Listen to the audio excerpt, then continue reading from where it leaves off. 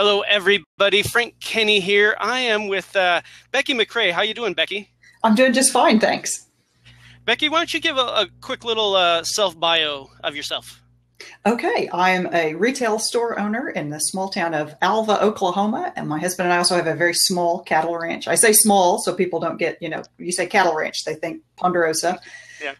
I speak and write about small town business issues because I am a small town business owner. That's my area of interest. And then I'm the author of the award-winning book, Small Town Rules, with my co-author is Barry Moltz out of Chicago. We took some of the lessons that small town business owners know, and we figured out how to apply those in every business today, because in a world where every customer can talk to every other customer, it's like a small town. Interesting. I was doing a little research on you because I've known you for years and years and years, at least digitally. And Yes. boy, I mean, your blog is ranked one of the top 100 in the world for this, and on Twitter for that. And here you are in this little town, and yet Yes. you have worldwide reach. I think that's just fascinating. And congratulations on that for you. Thank you. It's a factor of having high-speed internet. I have a connection. There's a little phone switch. I live in a town of actually 30 people, which is outside my town, my big town. My town of Alva is like 5,000, 6,000 people now. But the town I live in is 30 people. So internet, the fact that we have internet connectivity. I did a lot of work in my community before of working with entrepreneurial things, being involved in a lot of work of being a volunteer, working with organizations, helping put on entrepreneur days and photography workshops. And then I realized in about 2006, I took advantage of these tools and started connecting online. So I guess I'm kind of early in the space of online. Did my first blog in 2003.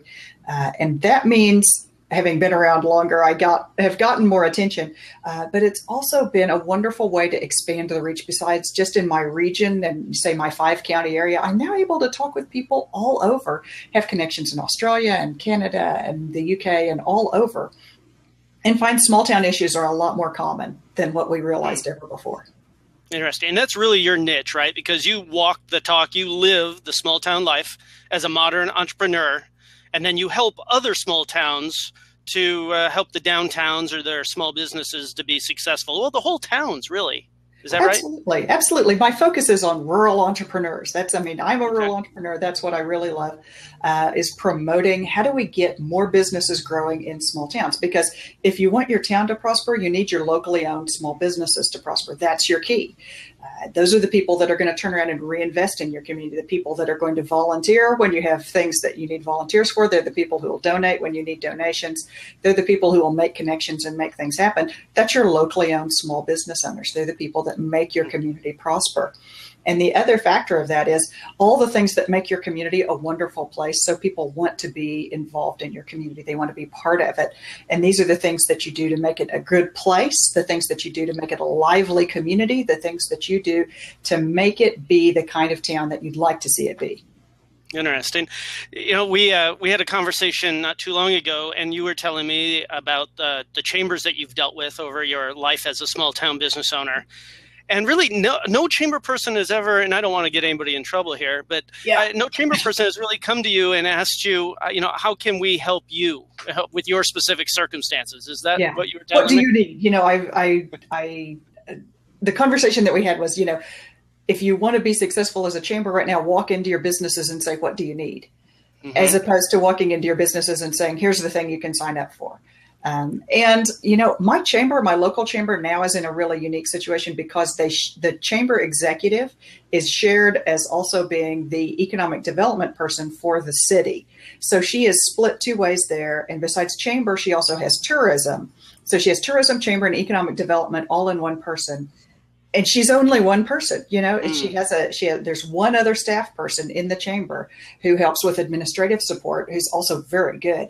But that really limits what she can do. The number of hours that she has in a day is limited. And so the amount of time she can spend going from door to door with businesses and asking them what they need it really catches up with her. And then, prior years, I've been around the chamber for a long time now. I actually applied for chamber director. I was looking at some old stuff and realized I applied for chamber director in 2001, and they declined. They didn't need to Big mistake. Huge. I thought so, but they have survived just fine without me. So. Funny. Well, the audience is primarily Chamber of Commerce people and their small business members. So I'm just going to ask you some questions dealing with rural entrepreneurialism and rural towns. And one of the things that a lot of rural towns have a problem with is vacant buildings.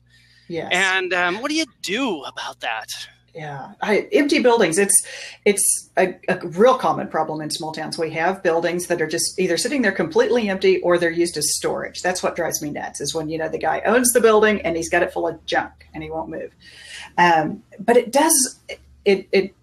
it's very crippling for your downtown to have that many empty buildings when you have too many empty buildings for your space. There's a lot of things you can do. The first thing is to try to figure out why they're empty, because they could be empty for a lot of reasons. There may be a structural problem, like there may be structural code non-compliant issues that you need to figure out and work out first. There may be water issues or other infrastructure issues besides code that are holding people from going into those buildings.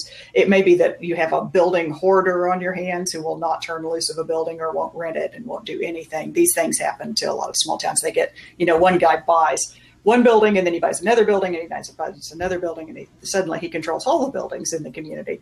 Or it seems like it. And then so sometimes it's just attitudes, like people feel like the downtown is depressed. And that is probably the most common thing, is that there's not really a structural issue. There's an attitudinal issue that's holding people out of the buildings. And in that case, then you want to show them off. Showing off your buildings then becomes a way of changing the thinking from what used to be to what could be. And that's this big shift of making your town more open to the idea and more prepared for businesses to go in. You may need to do some support work to help those businesses get in there. And one of the other tricks that I really love for small towns is to take one of those buildings and divide it up. If you've got one empty building, if you can divide that up into a whole bunch of small shared spaces, you can get a whole bunch of different businesses inside of one building. There's a place in Washington, Iowa called The Village, where she divided up and made the interior of an old department store. It looks like a little village, like there's all these little tiny shops inside the big building. And it looks like there's a little town square in the middle there, and they have chairs where people can wait. And so the whole thing gives an impression of a town square inside this big building. That town was never going to refill that department store space, but they can fill those little spaces inside. And we're seeing this done in all kinds of big towns now. But it works really well in small towns to break up that retail space, show off your buildings, hold a big tour, make a party out of it, let people know that spaces are available and there's resources available for you to get into business. It's about changing a lot of thinking. I could hear the brain of a chamber person going of, I'm busy, I don't have the time, and it's not my problem. We have a downtown and all of these things. But then again, if you only did it once or twice a year and it's made into a party, is that how it can work? Can it be fun and not like another burden? It absolutely should be fun. The best known tour, or best known to me tour of empty buildings, was done in Webster City, Iowa by Deb Brown, who was a new Chamber of Commerce executive. She walked in the door. They had a major layoff when a manufacturer left town 2 years before she started. And they lost, they had a town of 8,000 people. They lost 850 jobs. It's a big deal. But it had been 2 years. So she counted the number of empty buildings downtown, and she found 14, mostly downtown. And she thought, man, that's a lot of empty buildings. But people told her, oh, well, there's just no business to fill them. So she threw it as a party. She got people together. She talked to the county and found out who owned buildings. She got a hold of building owners. She got 12 buildings listed on the tour. She got somebody else to make a map for her. They put the map online. People did a self-guided tour. She got volunteers to stand in the buildings and welcome people, and they cleaned up their buildings. The building owners cleaned up their buildings to be on the tour. That's a major success right there. Even if nothing else happened, you got 12 empty buildings to be cleaned up and look nice, like you could rent them. That was a success.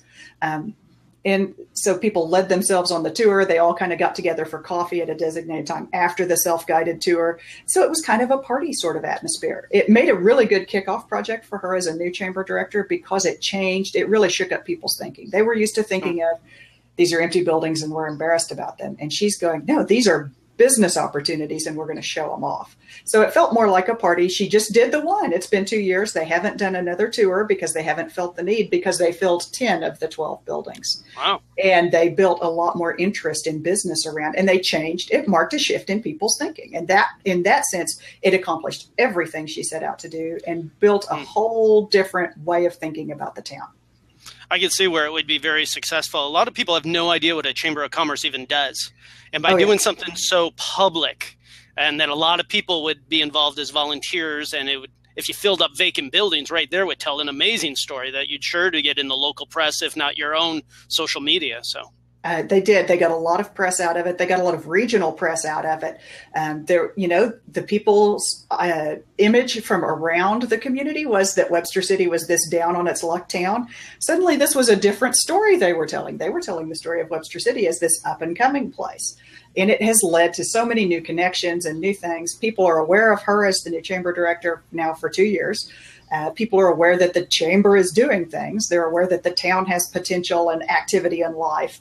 And so it's just this whole different story. So if you've got a town that's kind of stuck in a rut and you need to change people's thinking, then something like that is a really good way to pick one project that's going to really change how people are thinking about your community. Fantastic. Well, we've got some people popping in here from chambers around the area, around the country, around the world. Let's give Becky some props here with those little double hands there. Like, just click it a few times. It'll throw up that you agree with what she's saying. That's some helpful tips there. And then on the left-hand side, there's a tell a little bird. And what that'll do is send out this blab to people that are your Twitter followers. And if they're interested in small towns and some of these strategies, they may very well thank you for inviting them in to watch this. So, Becky, what kind of projects are you working on now? What's got you excited about small towns? Oh, I'm working on a secret project. This is a secret project that is not released yet, so I can just give you like a little hint of what it's like. I've been spending a lot of time thinking about what is the actual structural thing that holds small towns back. What keeps them from moving forward? And I figured out that to a large extent, it has to do with the towns that are moving forward are the ones that are open to new ideas.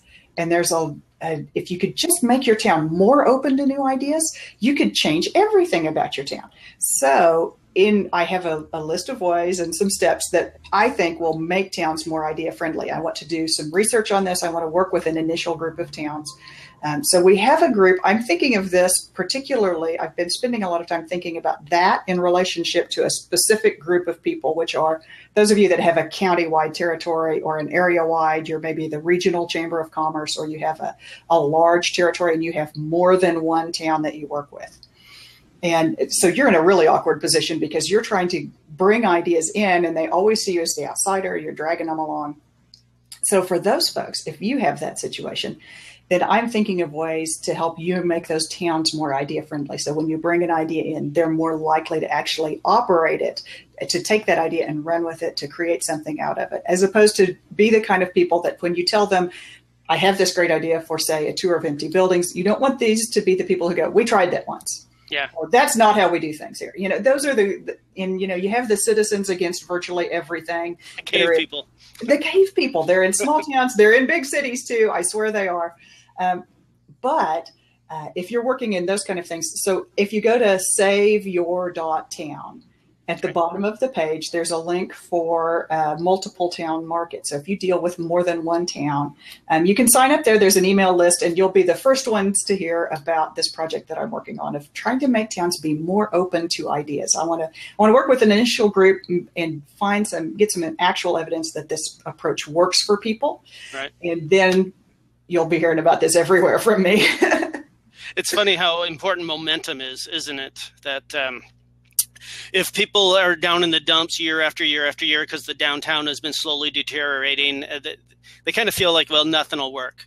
But if you can get something going, then everybody wants to be a part of that. They want to be part of a success, something that's fun and new, and then they take credit for it, and that's okay. Yes. Yes, they do. They do take credit for it. And as a matter of fact, you find that the people that were the most opposed and the most intractable and the most absolutely, there just no way they were going to work with you, are the ones who are out front saying, you bet, I'm glad I made up this idea. And, you're okay with that because that brings them around. But I think that there's a lot of work that we can do to make our communities more open to trying new ideas. And it has less to do with being top down and driven from the old leadership, more about being bottom up and making it possible for lots of people to try lots of experiments and create lots of things to see if they work. So we talked about dividing up buildings so that you had smaller business spaces. That's part of it. You want a lot of people to have a lot of opportunities to try a lot of different business ideas to find the ones that are going to work. They won't all work. Not everybody is going to make a success of a retail business, but if you can make it easier and easier for them to try smaller and smaller experiments, more of them will succeed and you'll have more benefit to your community. You'll end up with more locally owned businesses that help make your community prosper. See, it all fits right back together that if we can make the communities more open to new ideas, business ideas, civic ideas, all kinds of ideas, then we have more opportunities to try things and we're going to have more opportunities for our towns to prosper. Fantastic. So we had a discussion some time ago about shop local programs. Yes. And you shocked me by saying, quit the shop local already. And that's like the opposite of what I expect. Why did you come out with that statement? I am the one who said ban shop local. I would like to ban shop local because we kind of do it backwards. You can't say shop local. This is the rule. You can't say shop local until you work with your local businesses and make them improve. Your local businesses need to extend their shopping hours. That's the first thing, because they're only open 10 a.m. to 5 p.m. Mm-hmm. And there's not very many of us that can shop then. So that's the first and most egregious, terrible thing that our businesses do to our customers. So if you spend a lot of effort and you drive a lot of customers down there to shop local and the doors are locked, then you've done no good. And they will turn around. The people will then flee back to the usual suspects of big boxes or whatever the alternatives are, driving out of town in small towns cases. And, that's just one. I mean, there's like 7. I have a list of the 7 biggest ways that small town stores make terrible mistakes and the 7 biggest weaknesses that they have. And, things like outdated decor and terrible buildings that look awful and things like not carrying the products that people in town today want. They're still carrying the same things they carried 30 years ago. And, these kinds of common errors that just go on for years and years. And they are the worst things that we have going for us. So if you're trying to drive traffic down to those businesses, and then they're turning around and driving those people away as with these terrible weaknesses, then it's not doing you any good to do shop local. So you're not allowed to say shop local ever again until you work with those businesses to make them improve. What kind of strategies have you seen work? I mean, because a chamber exec going down and knocking on the door of a local small business, you're the prophet from in the town. You don't get much respect, and now you're the bully, and you can't tell me how to run my business. I mean, it's just, I've been there. It doesn't work really well. But is it the briefcase out of town? Is it by pulling together a seminar of the downtown owners and, getting that peer pressure going? I mean, what strategies work for this? Okay, well, there's a couple of things that work for this. And the first one is I always like to bring the business owners together, but not like a class. Like, don't take them to a classroom where they sit down and learn something. Instead, I love tours as conferences. Somewhere in your town, there is a business that's doing a good job on each of these problems. If the problem is long hours, then there are some businesses that are at least open, say, one night a month or something, so you take everybody else to there. You start by getting your businesses, I guess I should back up. You start by getting your businesses together around the idea that we're going to do shop local or we're going to drive more sales. Okay, so you have to draw them together first and get some people interested. And then you go to the one business that's doing a good job and you show them off as an example and you let them tell how they figured out how to make it work. So they're the bright spot, the story that really works. And if the question that you want to address next, I mean, I have a list of 7 and it's available freely and you guys can go get it. I'll make sure that we get a link to you, Frank, so you can post it.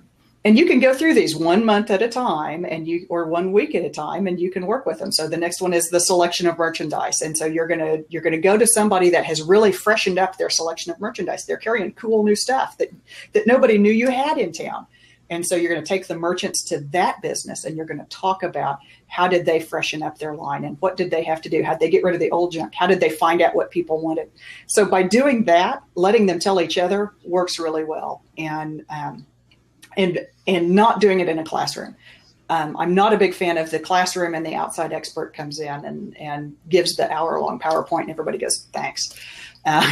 You can bring an outside expert into these little show-off tours, but if you do that, you want them to take a side role. Like you want the business owner to still be the star, and then you want them to turn to the expert and say, do you have some other ideas? And they can go, here's 27 other ideas to make that work. So you have to really target that expert to that particular problem. And you have to do it in such a way that they come alongside the local business owner and make sure that they show, somebody just like me, exactly how to do it. Well, I can see where this would be much better for the chamber. Also, it's if you set up a seminar and you lecture them, you're just gonna cause friction and finger pointing and that sort of thing. But instead, if you turn it around in that we want to give you a gift of showing you other things that are working, and you can be social, and it's going to be fun. And we can be nosy. We have this, we're all very nosy. And so if you'll just give us a chance to go and peek in the back room of these other businesses, we're going to sign up just for that because we want to go see what they're doing. And then while we're there, then we're going to end up learning, oh, well, look, they're doing twice as much sales at night than they are in the day. Oh my gosh, how can we do that? Now I want it. And now that I want it, I'm willing to learn about it and I'm willing to do it. Interesting.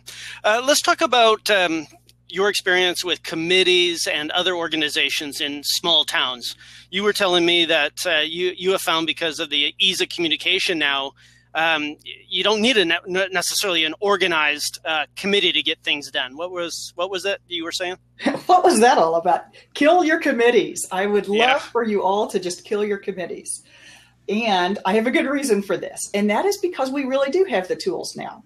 And the other thing that I want you to kill is I want you to never again ask somebody to commit to a 4-year run of offices of they're going to have to go through this organized list of offices before they become president, and then they have to serve as past president, and they have to commit 4 or 5 years of their life to being an officer. I don't know about you, but if I look at my life 5 years ago in 2010 and what it is today, I could not make that kind of a 5-year commitment. So never, ever ask anyone for that again. You don't need it. The reason we used to need that, and we used to need committees, and we had to have the organization in that formal, top-down, hierarchical way, is because we didn't have the tools we have today. Today, we have at our disposal, every single one of us, a smartphone, social networks, messaging, texts, phone. You could actually call somebody. We have a slate of tools available to us, and we can accomplish things without ever resorting to that kind of top-down organizational model anymore. In my town, there is a group of mothers who decided that our playground equipment at the park was out of date and needed to be updated. And they were absolutely right. Major safety issues. They organized it. They figured it out. They raised the money. They found the new equipment. They worked with the city, which they had to do, but they did not have a committee. They didn't have a president for a long time until they were forced to fit into somebody else's rules. They just got organized and did it. And that kind of thing happens a lot. If there's like a kayak club in your town, it's happening because people want to do it and not because they wanted to form a committee and they need a president and you've got to serve 4 years to be an officer and there's a treasurer. And no, we just make things happen organically now, and it's completely different. So we need to stop relying on this old structure. So kill off your committees and go, all right, instead of worrying about having a committee to meet this requirement all year long, instead what I want you to do is everybody that's interested in this particular promotion, we're having ladies' night out. It's going to be on Saturday of next week. Everybody's going to be open long hours. Who all's interested in that? Text or get on the message list with Becky or whoever's organizing it. And that is how things are going to get done around a specific project. It's going to be time limited. It's going to be focused on a particular outcome. And it's not going to be so you can check the box and say you have a committee. And you think I'm making this up, but you look at the new relaunch of Main Street, which is now Main Street America is their new branding. And what they've done is they've taken the focus off of the structure and the committees, and they've put the focus on outcomes, results. and not as much on just checking the boxes of having the organization and having the pieces in place. It's more about what can you get done. So we're seeing recognition of this at the national level from major organizations that have made a living for 30 years out of having a lot of committees. They're pulling the emphasis off of that. Kill your committees and just go about it in an organic, natural way today. You're going to attract a lot more young people who are interested in making things happen than you have with your old committee structure. Well, that's a big idea. It's going to take a little while to percolate among the chamber industry, I'm sure. Yes. Well, we only have a few minutes left here. Anything you want to share to chamber execs that you would just love to see the chambers be doing as you've traveled the country, speaking all these small communities? Things I would love to see the chamber be doing. I would love to see. I just heard from a gal that has works with a local organization. And she's actually in economic development. And what they did is they wanted to make more awareness of all the cool things there are to do in the town. So this is about connecting with all the other organizations and activities and becoming the one connection point for all of that. And the way she did it was they hold just an expo like out at the fair, but you could do this downtown. This would be so awesome to do in an empty building downtown or in the storefronts downtown. Everybody that has an agency that provides services, everybody that does activities for kids, everybody that has anything that you can do in town, the square dance club, the kayak club, everybody that has something to do in the community, they come together and they all put on booths and displays and talk about what they have available. And so businesses provide demonstrations of their services, organizations and agencies show off what they're able to do. And it just becomes this wonderful connection point where people realize there's a lot more to do in this town than I ever realized. And it's going to create cross connections across your community. Your businesses are going to benefit hugely because they're going to get a lot more attention and traffic through the door. And they're going to have an opportunity to show off the sidelines of stuff that nobody knew they had. And they're going to be, the end result is that people are so much more aware of all the cool things that are going on in your community that were kind of hidden in background before. See, there's nobody that knows everything that's going on in your community, but you're close. You're at the center of it all. At the chamber, you know so much that other people don't know. This is one opportunity to build some connections and share that information outward. I'll share with you that I used to own art galleries, and we had espresso inside and ice cream inside, and tourists would come in and get their ice cream espresso and browse the art. And we were there for 12 years. My brother's still there, matter of fact. This is 20 years. But people would come down the hill from this really nice subdivision that was real close to us, real expensive homes, really nice. And they'd come down and say, I've been going past here for about 8 or 10 years, and I just never been in here. And I wanted to kill them. Yeah. Because man, we've been in business, we've been working so hard, and you never took 2 seconds to pop in. Yeah. And I think what it is that they could always do it tomorrow or the next week. Yes. If you're a tourist in an area, you have to go to those shops because you'll never be back. But if you live in that community, you don't. So your idea, I could see where it could really be helpful to get that stuff out where people would see it. Get stuff out where people will see it and set a specific time. If there's a deadline, like it's going to be Saturday and it's going to be from 10 a.m. to 5 p.m. and that is it, then people are far more likely to come down for that. It's also about critical mass. It's about having so many cool things that people can't avoid coming down for it. They really want to see the cool things. And so you're drawing them in. And then they happen to find out, oh, well, I didn't know they had ice cream and espresso here at the art gallery. I've been ignoring it. It gives you an opportunity to connect with people, but gives them a reason that they have to do it right now. There's a deadline and there's critical mass of interesting stuff, and it's all in one location. Fantastic.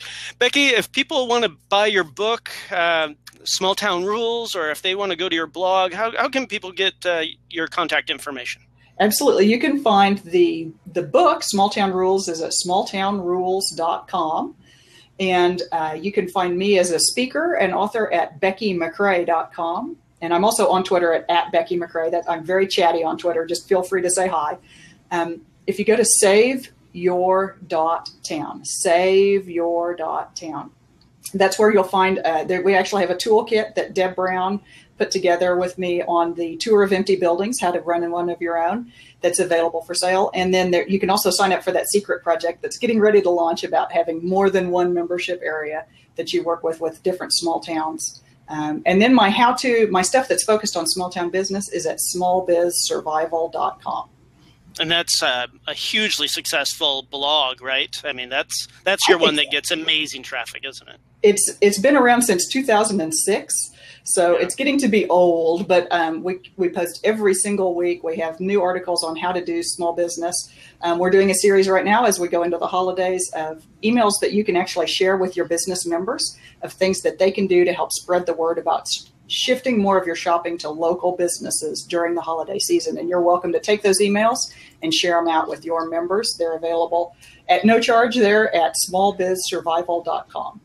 Fantastic. Well, thank you so much for coming on the show today. And you have just a wonderful week, okay? Thank you very much, Frank. It's been great.